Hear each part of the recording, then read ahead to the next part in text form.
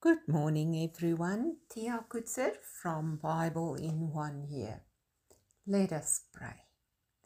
Heavenly Father, as we read your word, protect us from reading things that are not there and from interpreting your word in a way that you did not intend.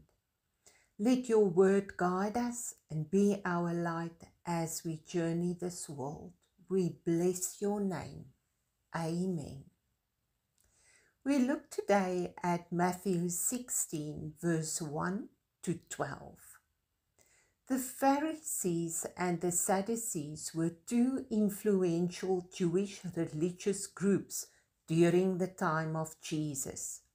The Pharisees represented the middle and lower class Jews, and they emphasized oral or verbal tradition.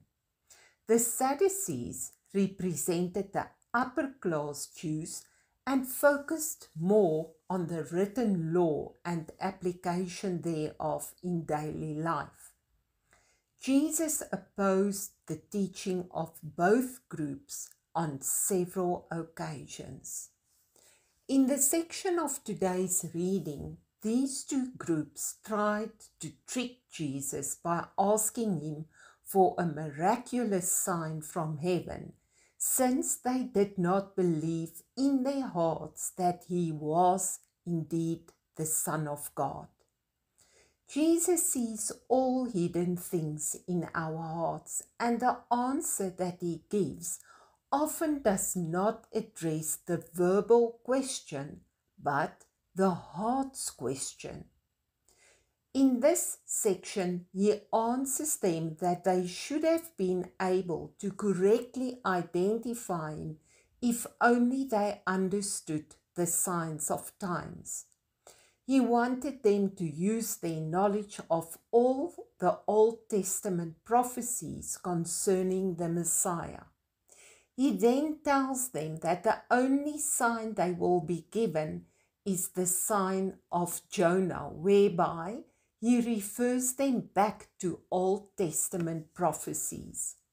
He was referring to his own death, burial, and resurrection over 3 days, compared to Jonah spending 3 days and nights in the belly of a great fish. Then he left them. In verses 5 to 12, the story continues, but now on a different level. The disciples reached the other shore only to realize that they didn't bring any bread with them. Jesus was still busy in his mind with the Pharisees and Sadducees. Therefore, when he told the disciples to watch out for their leaven, they linked his remark to the fact that they forgot to bring bread. He reminded them of the miracles he did where he multiplied bread for the multitudes, and he reminded them how many baskets of bread remained after everyone had enough. He then confirmed that his remark about the leaven was not about physical bread and food. Then only did they realize that he referred to the teaching of the Pharisees and Sadducees as leaven.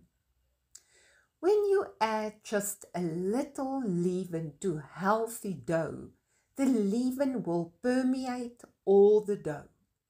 Similarly, we must be aware of false teachings that can corrupt the way in which we read and understand the whole scripture.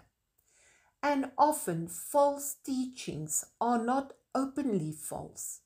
It's not easily recognizable because it always has an element of the truth, hence making it easy to be trapped by it.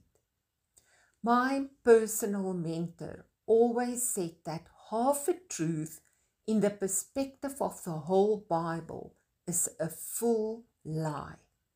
We must take every statement and analyze it in the context of the whole Bible. Never take one verse and try to understand it in isolation from the rest of the Bible. May the Holy Spirit guide us in the full truth of the gospel. Amen. May you have a wonderful and blessed day.